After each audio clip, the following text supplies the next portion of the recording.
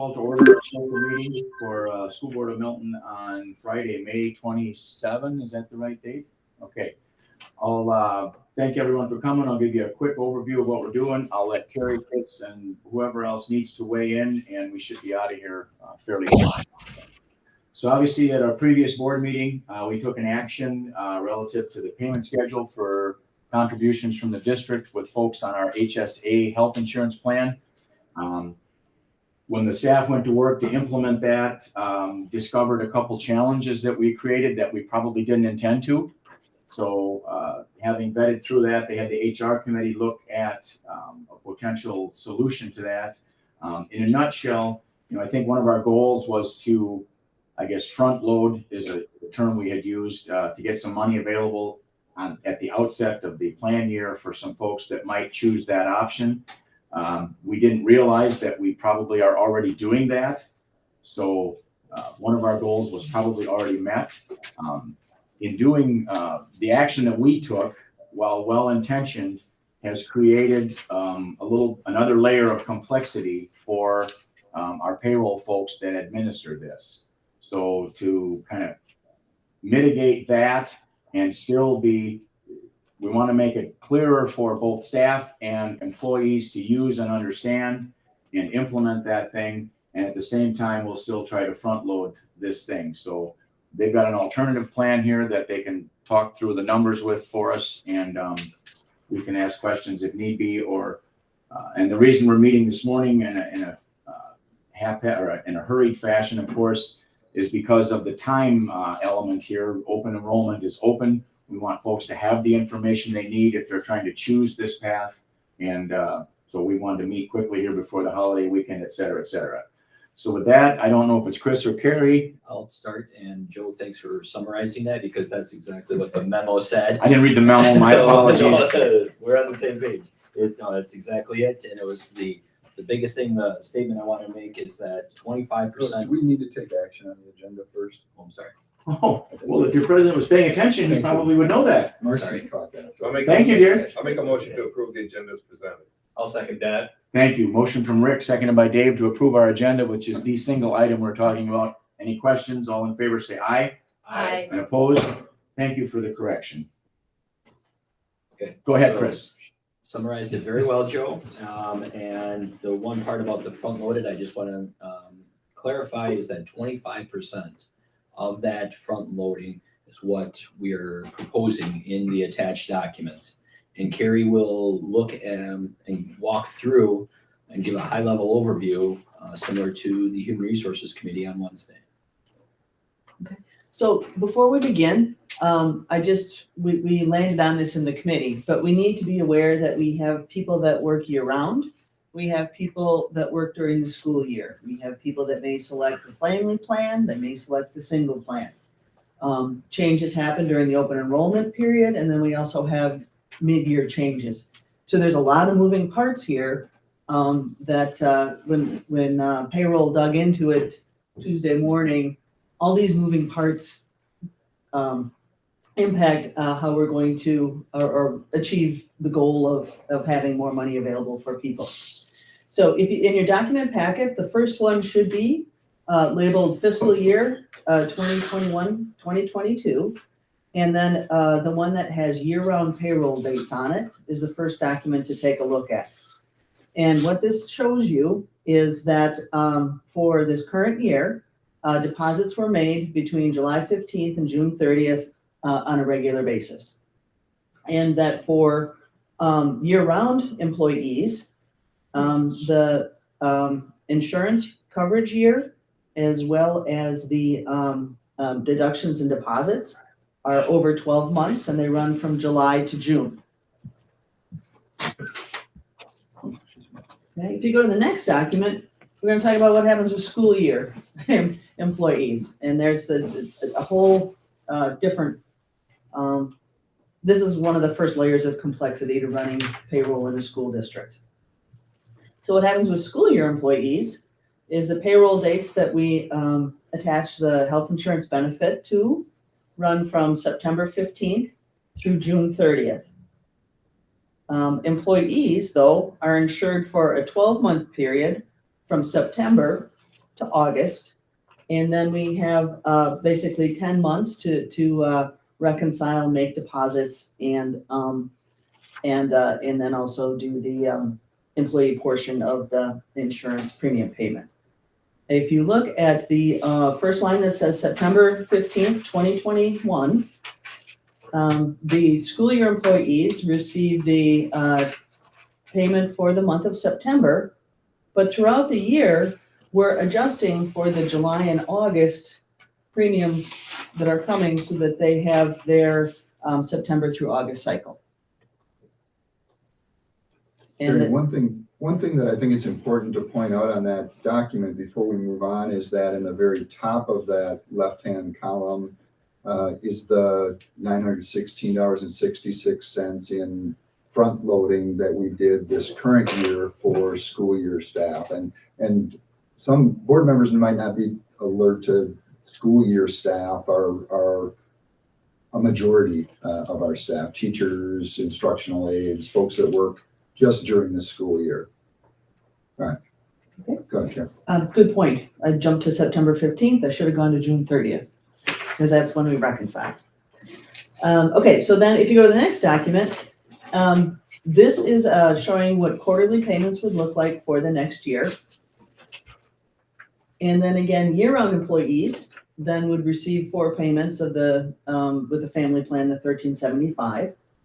And again, school year employees, as Rich pointed out, if they're on the plan now, they have already will have received by June 30th $916. So if we move to quarterly, they would get an additional $458. People new to the plan would get the $13.75. So that's another layer. We have people that are on the plan and people that are moving to the plan. Gary, then this would also be prorated for 0.9 FTE employees or 0.7 FTE employees, right? So that adds another layer of Oh, peeling yes, back the onion, correct. okay? Yes. Yep. We have people that are not 1 FTE. And then there's actually a whole nother layer to that we're not gonna go into, what 1 FTE Okay. is.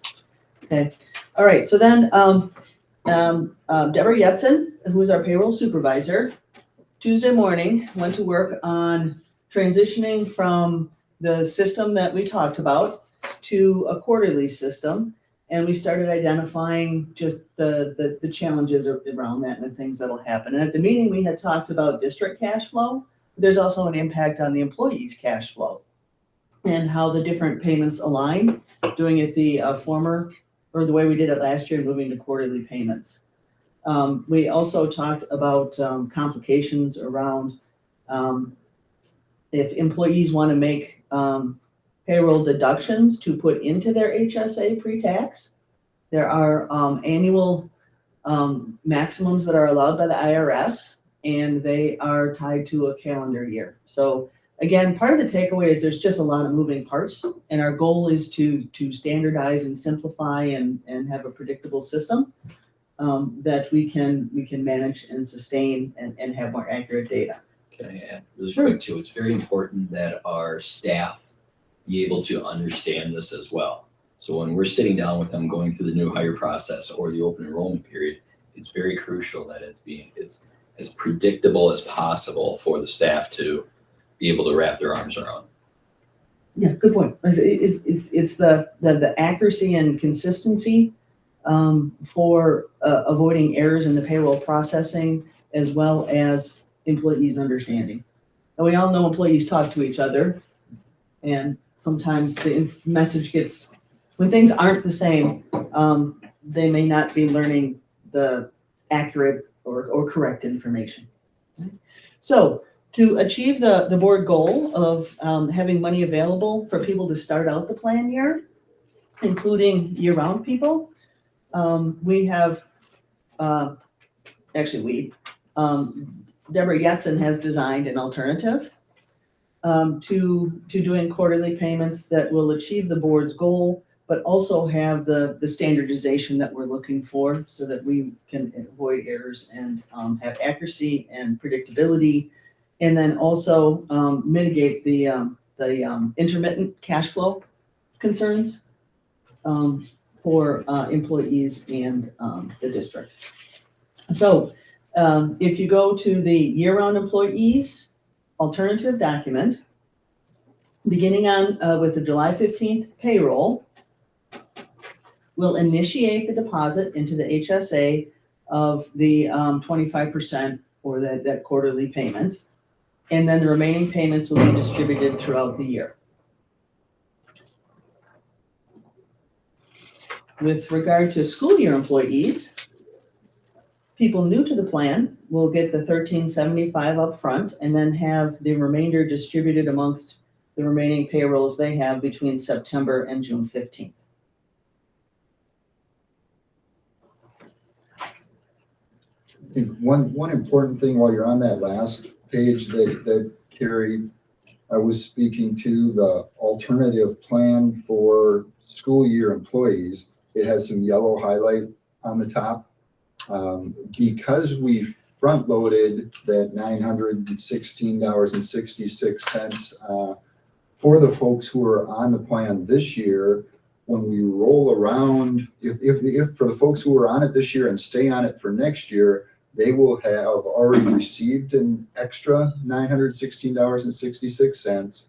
So rather than getting $13.75 to start the year, they'll get $458.34, which will bring their total for their start total for the coming year to that same $13.75 that new people will be getting. So the document that gives the 229.17 going for fiscal year 21 and 22, and then the 45.83 for the family. So that's just breaking down, they're getting $275, right? In each. Which document are you on, please? This one, Was it saying the top left? It says Left. fiscal year 21, 22. It's our first one. Okay, the year round Or school or year, it says. school year? Okay, It's year round. year round. So I guess, I know You got it? what Okay. Dave's asking here. It's so at the end of the day, I guess what I'm saying is, this sounds uber complicated, especially for the people that are already in the plan and have already been loaded up to have this 916. And then at the end of the day, we're talking about 916 versus 1375, which isn't nothing, but I think the board probably assumed if you were a school year employee, you were starting with nothing until you got to September and started getting something, but that's not the case. This seems, in my own opinion, like a horrible amount of work for y'all to do, when I think the assumption was you don't have anything until September. I mean, I don't know what the desire of the board is today, but to put everyone through this and then have the people who are already on the plan have this kind of interim bump, going back to Chris, your comment on predictability of like, well, what do I get and when do I get it? I would be willing to entertain just going simply back to the way we were, because again, I think we had the idea when we voted of you sign up today and you have nothing in the account potentially until September, which no, that's not the case. You have whatever your 916 or 458, depending on the plan you're in, to work with over the course of the summer. Unless you're new. Unless you're new. New plan. Right, but it's an important question for us to talk through. Let's let Carrie Yeah. kind of speak Go to ahead. it, because there's a couple of things that we want to make sure all board members are alert to. right, so actually, Dave, the work has been done Oh, to okay, make this happen, because we have to implement, so it's a question of what do we implement? okay. Do we stay with what we've implemented before, or do we implement the alternative? So a piece of this is the work is done, and the alternative is a system that will provide for that. And then at the board meeting, it might have come out of a conversation about people that work during the school year. But this is definitely to the advantage of people that work year round if they want to make that transition. So I want you to be mindful of it. If that is part of your goal, this is a benefit to people that work year round that may have cash flow challenges with the plan. And I don't know what else you wanted to add. No, Rich? I think that was the important point that I wanted to make sure, and I assumed that that's what you were going to share. And it actually provides a little bit more consistency moving forward. And I think it's and what we heard from Deborah and from HR and payroll is that the alternative plan that's being presented today would be the preference. Another caution that I'd have on making any changes to that today is that two MEA reps were at the HR committee meeting, and we talked through this alternative plan with them, and they expressed satisfaction with moving to that plan versus the quarterly plan. So this is ready to just, I'm oversimplifying We're this, ready to go. essentially hit return and it's gone, Well, happening. That's oversimplified. Yeah, no, I appreciate that, but ducks are in a row, I guess, is what, is that a fair statement? The work is done and ready to be implemented. Okay. I think Shelley, were you trying to say something? Question. For the 916, is that, I have announcements going on by me at the same time listening. Did you say that's money they have gotten through June? Was that, It's tied because to the. Dave is saying there's already money there for them. Is that from this last calendar year for insurance? Yes, for folks who are on the HSA, School year. for school year employees who were on the HSA plan this past year, they were front loaded that $916.66. It's a 17% of the total.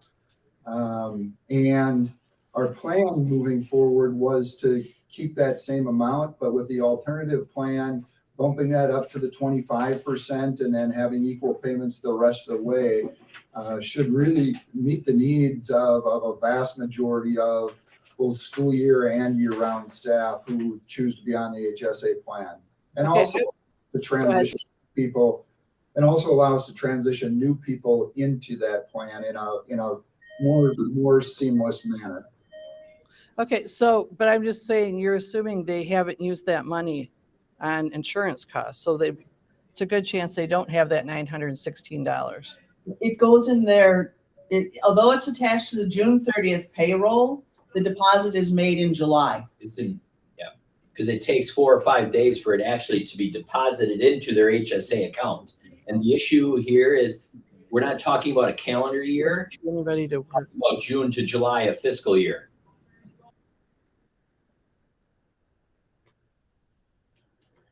I'm sorry, Shelley, we You're can't muted, hear you. Shelley.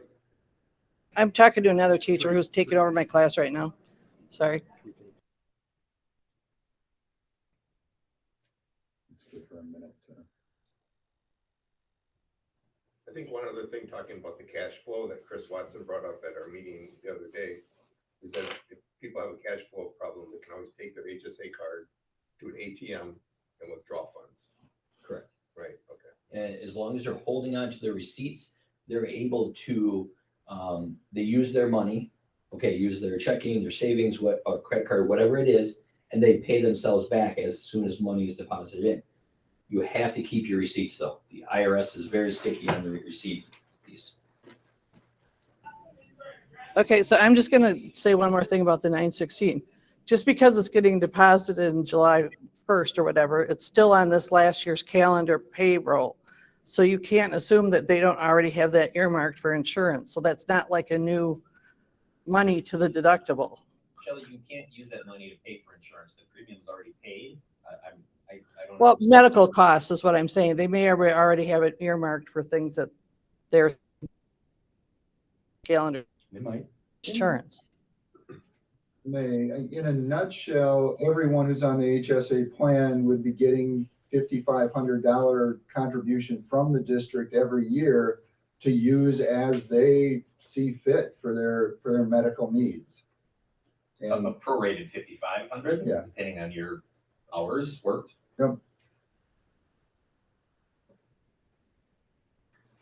Are there any other questions or thoughts from board members? Coming into the meeting today, I guess my biggest concern was, could we do this?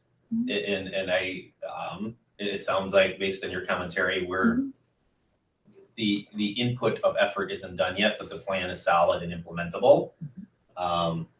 In the event that we are indeed able to do this, and this provides a way of kind of reconciling some of the questions with the folks that have negotiated this, I would move to approve the 2022-23 health savings account alternative distribution schedule as presented. I second that, and I just want to also mention that Deborah was at our meeting the other day. She's done this work. She's in favor of this. She thinks it's a good idea, so.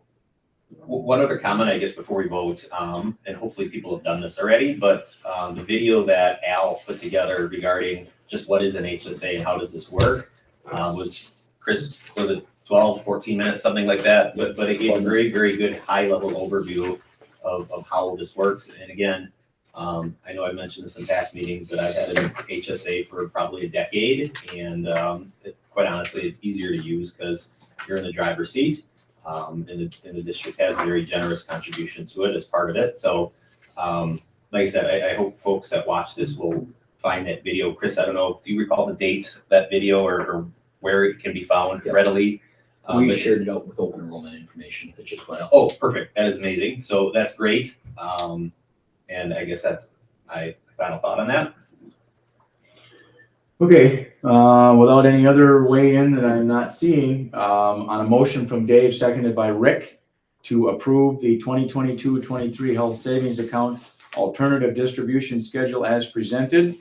All in favor of approval signify with aye. Aye. And opposed?